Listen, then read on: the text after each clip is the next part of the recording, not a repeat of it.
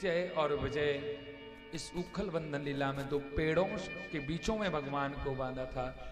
तो कहते हैं अलगापुरी यमलार जिनका यहाँ पर उद्धार करके नलकुबर और मणिग्रीव का उद्धार किया है भगवान ने उखल बंधन से। नलकुबर और मणिग्रीव उस दो वृक्षों में वहां थे और आगे चल करके यहाँ पर भगवान और थोड़े बड़े हुए। अब देखिए भगवान थोड़े बड़े हुए तो कहते हैं फिर से चोरी। भगवान को याद आया फिर से वही गोपी के यहां जाएंगे अब चोरी करने के लिए। भगवान देखिए फिर से चोरी करने गए तो फिर से पकड़े गए। अब ग्वाल वाल तो सब आनंद लेने के लिए थे, माखन खाते थे, पकड़े गए तो कन्हैया पकड़े गए, बाकी सब भाग जाए। और तो और कन्हैया पकड़े पता है किस तरह जाते थे, पहले ग्वाल वाल खा लेते थे और कन्हैया की बारी आई तो घंटी आकर के बज जाती थी। और एक दिन भैया कन्हैया ने घंटी से कहा क्यों री घंटी, जब मैं माखन चोरी का खाऊं तो तुझे बजना नहीं है। घंटी ने कहा ठीक है भगवान हम नहीं बजेंगे। और जब भगवान माखन को चुनाते हो मुख में देना ही चाहते हो उसमें घंटी बज जाती है और कन्हैया पकड़े जाते हैं। कन्हैया ने कहा क्यों री घंटी तू क्यों शोर करती है, मुझे पकड़ा देती है। बोले क्यों बजती है। घंटी कहती है भगवान मैं मर्यादा में हूं, जब भी वह भगवान भोग लगाते हैं मुझे बजना पड़ता है और जब तक घंटी नहीं बजेगी तो भोग कैसे लगेगा।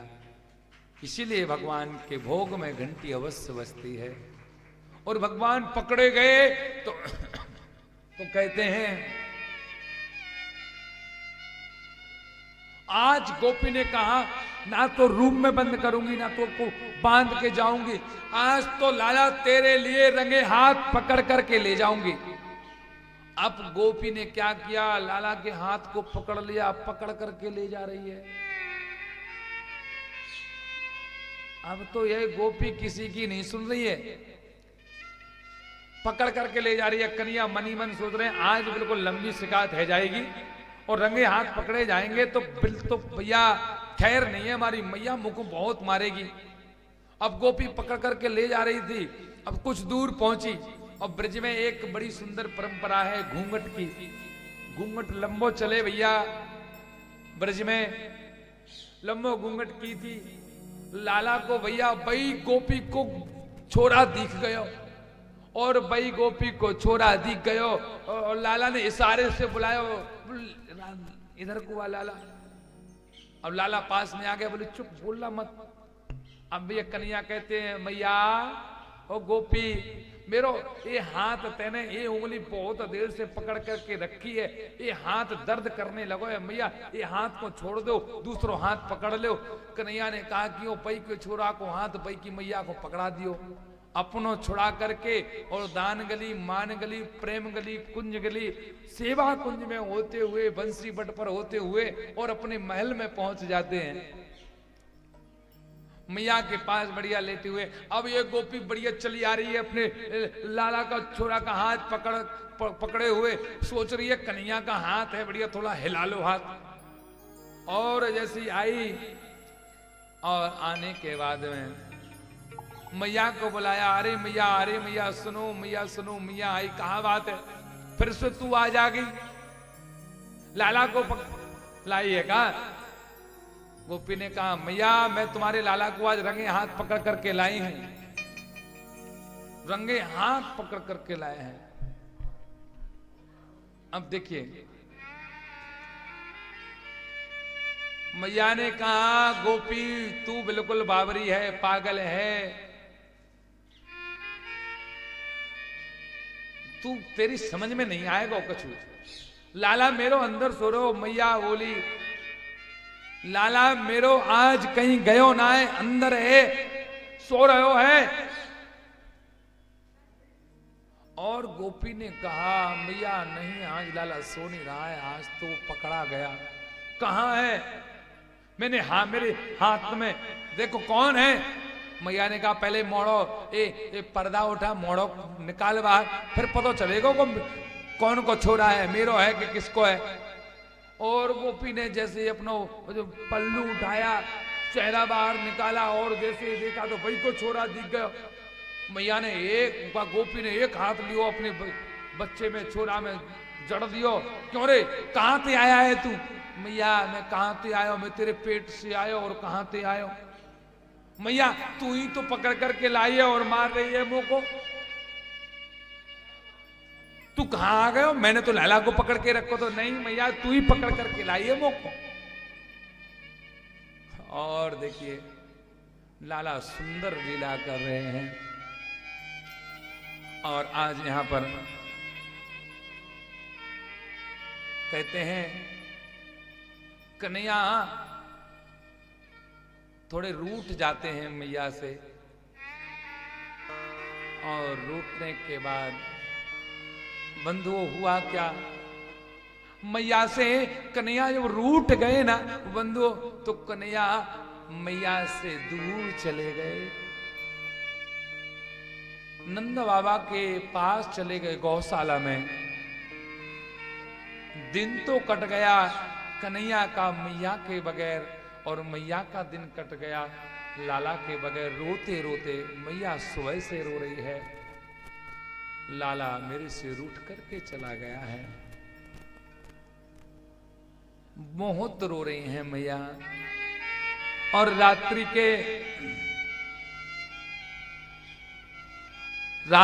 के जैसे 11 बजते हैं बंधुओं, मैया रो रही है, पालना खाली डला हुआ है और लाला नहीं है। लाला ना जाने गौशाला में किस अवस्था में होगा, माखन मिला होगा कि नहीं मिला होगा, दूध पिया होगा कि नहीं पिया होगा। मैया रो रही हैं। कहते हैं जो लोग दिल के अच्छे होते हैं,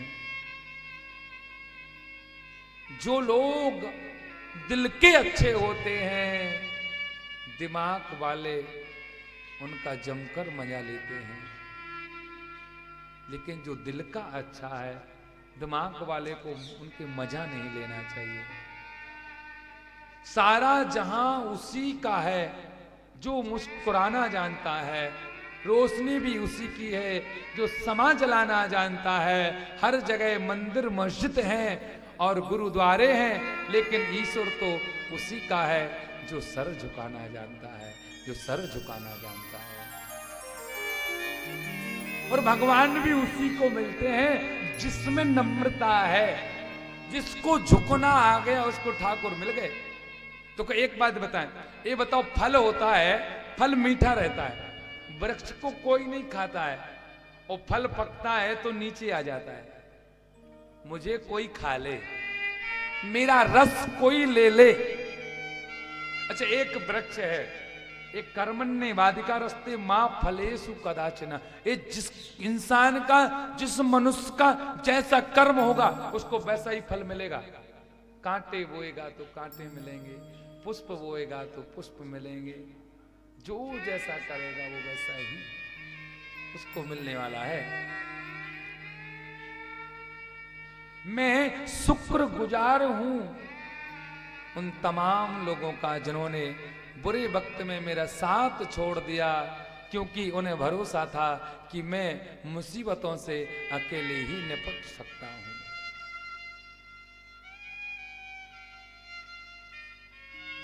कहते हैं इंसान तो ऐसे हैं, दुखों से चोट खाई न होती तो हे मधुसूदन तेरी याद आई न होती। इंसान जब तक गिरता नहीं है, जब तक संभलता नहीं है। और एक बात याद रखना, संसार से भीख मत मांगना।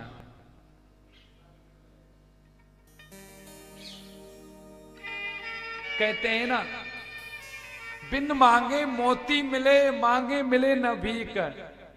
मांगने से कभी भीख मिलती नहीं, झोली घर घर बढ़ाने से क्या झोली घर घर बढ़ाने से क्या फायदा। मांगने से भीख नहीं मिलती है कभी, मांगना नहीं चाहिए, और बिन मांगे बहुत कुछ मिल जाएगा।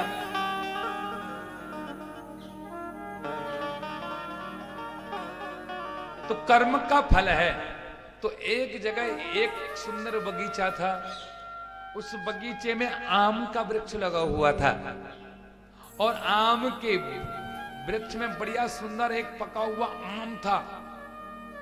उस बगीचे में एक व्यक्ति गया और एक इंसान ने देखा। तो फल को किसने देखा? किसने देखा? किसने देखा? आंखों ने देखा। किसने देखा? अब आंख फल को तोड़ नहीं सकती है, आंख फल को खा नहीं सकती है। आंखों ने देखा, पैर गए। अब वृक्ष पर तो पैर ही चढ़ सकते हैं, आंख तो चढ़ नहीं सकती है। आंखों ने देखा, पैर गए, पैर चले तो गए, चढ़ गए, पर तोड़ नहीं सकते हैं। हाथों ने तोड़ा, हाथ तोड़ सकते हैं पर खा नहीं सकते हैं। हाथों ने तोड़ा, मुख ने चखा और रखा पेट ने। और उस बगीचे का मालिक आ गया तो पिटी पीट।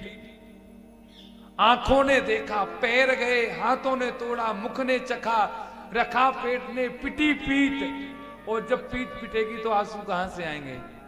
शुरुआत कहां से हुई थी? जो जैसा कर्म करेगा उसको वैसा ही फल मिलना है।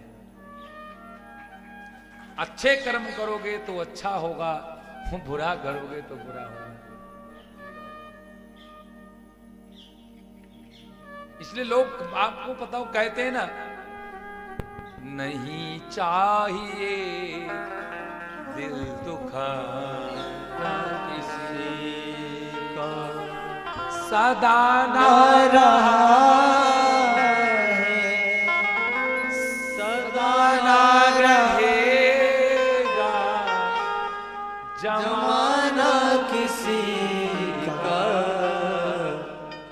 नहीं चाहिए दिल दुखाना किसी का, नहीं चाहिए दिल दुखाना किसी। किसी का दिल नहीं दुखाना चाहिए।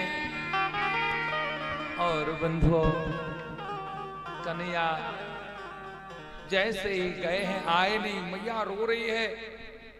और 10-11 बजे मैया रो रही है, कन्हैया नहीं आया है, कन्हैया नहीं आया है। अब भी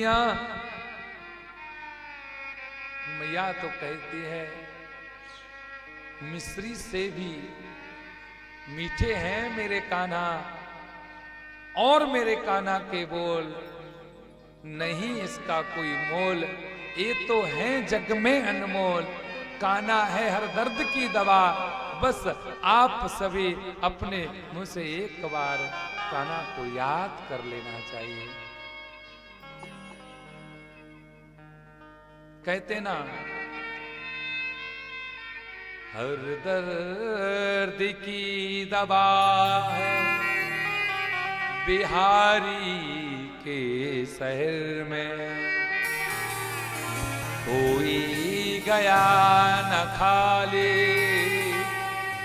बिहारी के शहर से।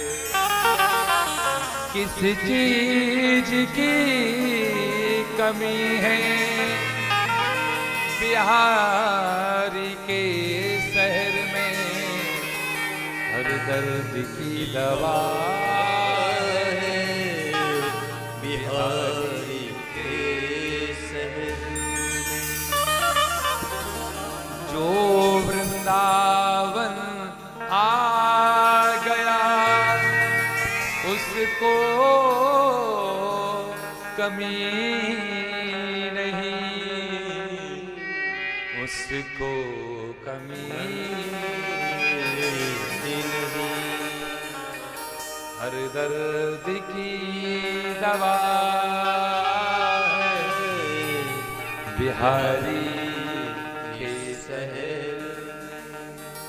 बिहारी के शहर में हर दर्द की दवा है। एक इंसान तो कहता है कन्हैया अगर तुम होते लाली, अगर तुम होते लाली तो गले कट जाते लाखों के।